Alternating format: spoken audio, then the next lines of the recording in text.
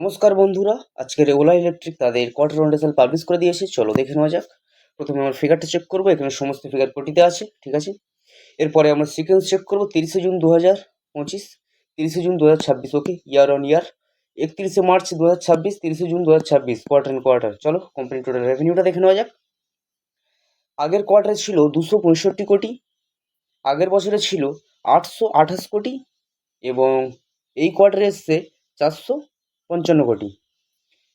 এখানে বছরের সঙ্গে বছর তুলনা করলে দেখা যাচ্ছে কোম্পানি অনেকটাই ডাউন নিয়ে এসছে, প্রায় বলা যায় 45%-এর আশপাশে কোম্পানি ডাউন নিয়ে এসছে, কিন্তু কোয়ার্টার অ্যান্ড কোয়ার্টার কোম্পানি অনেকটাই জাম্প দেখিয়েছে, ঠিক আছে। চলো কোম্পানির আমরা এক্সপেন্সটা দেখে নেবো।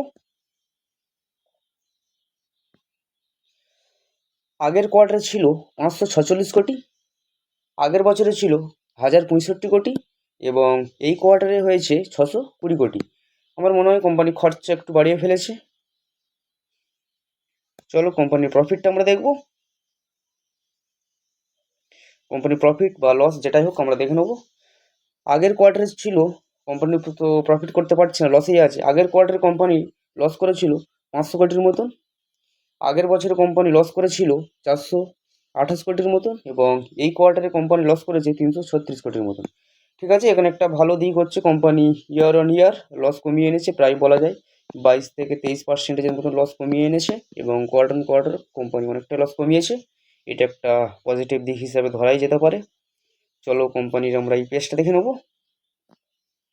আগের কোয়ার্টারে ছিল -1 টাকা 13 পয়সা, আগের বছরে ছিল -97 পয়সা এবং এই কোয়ার্টারে এসেছে -75 পয়সা।